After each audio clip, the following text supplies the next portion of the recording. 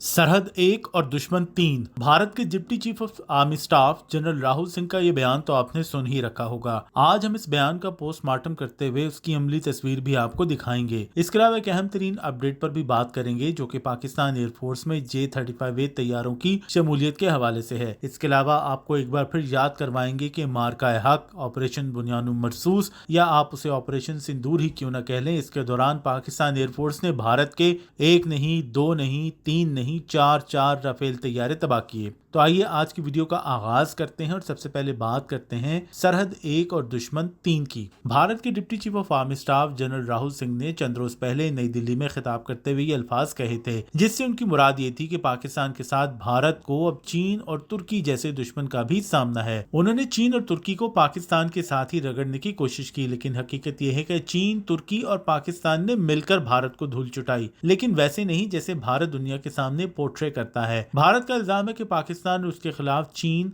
और तुर्की के बने बनाए वेपन्स या वेपन सिस्टम्स इस्तेमाल किए, जिसमें J-10C या तुर्क साख्ता ड्रोन्स भी शामिल हैं। तो इसका मतलब ये नहीं कि पाकिस्तान के साथ तुर्की और चीन भी भारत के खिलाफ जंग में शरीक हैं, लेकिन दूसरी तरफ हकीकत यह है कि पाकिस्तान को चीन और तुर्की जैसे दोस्तों की मुकम्मल सपोर्ट हासिल थी, हासिल है और इंशाल्लाह हासिल रहेगी। आपने देखा होगा कि चीनी फिजाइया यानी कि पीपल्स लिबरेशन आर्मी एयरफोर्स के chief of staff lieutenant general Wang Gang ने पाकिस्तान का दौरा किया और इस दौरे के अंदर उनकी air chief marshal Zaheer Ahmed Babar Sidhu से एक अहम तरीन मुलाकात हुई है। इस मुलाकात में एक तरफ तो रिवायती तौर पर बाहमी दिलचस्पी के अमूर, इलाकाई सलामती और दो तरफा ताउन को फरोग देने की बातें हुई, लेकिन इसके साथ साथ फिजाई कुव्वत और ऑपरेशनल हम आहंगी से मुतल्लिक मौजूआत पर भी तबादला ख्याल किया गया। यहाँ पर हमारी दिलचस्पी का मरकज पाकिस्तान एयरफोर्स और पीपल्स लिबरेशन आर्मी एयरफोर्स के दरमियान ऑपरेशनल हम आहंगी या इंटर ऑपरेटिबिलिटी है। आपको याद होगा कि काफी अरसे पहले भी पाकिस्तान एयरफोर्स और चीनी एयरफोर्स के दरमियान इंटर ऑपरेटिबिलिटी की बातचीत हुई थी,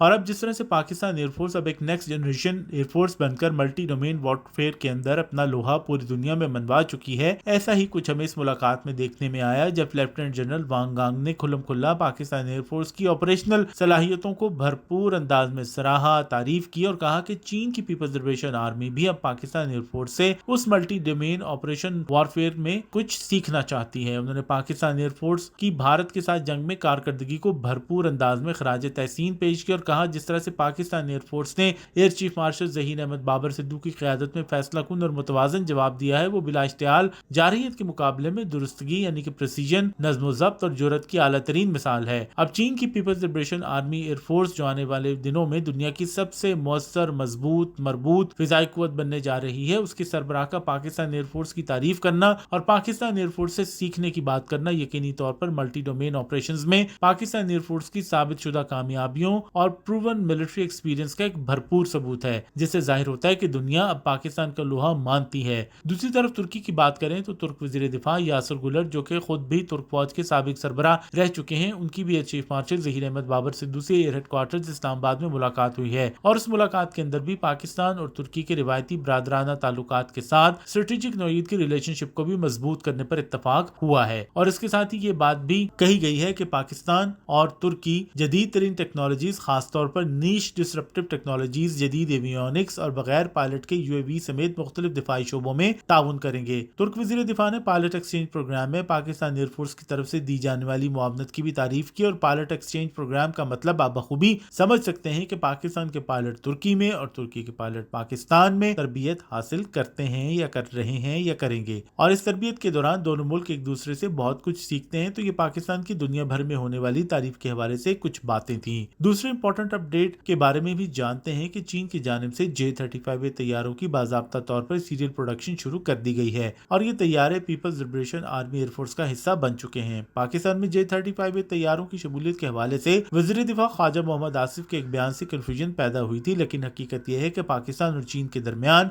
J-35A तैयारों के हवाले से अमली पेशरफ जारी है और J-35A यकीनी तौर पर पाकिस्तान एयरफोर्स का हिस्सा बनने जा रहे हैं, लेकिन शायद इसमें अब मजीद चंद माह की ताखीर हो। पहले ये तारीख मुमकिन तौर पर रमज़ान साल के आखिरी महीनों यानी दिसंबर तक मुमकिन थी, लेकिन अब कहा जा रहा है कि इसके अंदर चंद माह की ताखीर है और इसकी वजह यही है कि चीन की पीपल्स लिबरेशन आर्मी पहले अपनी कुछ जरूरियात पूरी करेगी और उसके बाद पाकिस्तान की बारी आएगी, लेकिन इंशाल्लाह पाकिस्तान J-35A तैयारों का लॉन्च कस्टमर ही होगा। पाकिस्तान चीन के साथ एक वसीउल बुनियाद पैकेज पर काम कर रहा है जिसमें न सिर्फ J-35A तैयारे बल्कि KJ-500 early born and warning control system systems के साथ HQ-19 मिसाइल डिफेंस सिस्टम भी शामिल है। तो पाकिस्तान की इस हवाले से पेशरफ जारी है और इसमें किसी को कोई शक नहीं होना चाहिए कि पाकिस्तान अपने दिफा को मजबूत करने के लिए जदीद तरीन हिकमत अमली पर अमल पैरा है। और इसके अलावा हम बात करेंगे एक और इम्पोर्टेंट पेशरफ की। जैसा कि आप सब जानते हैं कि ऑपरेशन बुनियानु मरसूस, मार्का हक या ऑपरेशन सिंदूर में पाकिस्तान की जवाबी कार्रवाई के नतीजे में भारत को खासा बड़ा नुकसान उठाना पड़ा था। भारतीय फिजाइये ने राफेल तैयारों की पूरी दुनिया में जिल्लत और रसवाई का पूरा एहतमाम किया। चेक जमहूरिया से ताल्लुक रखने वाले मारूफ दिफाई सहाफी एलन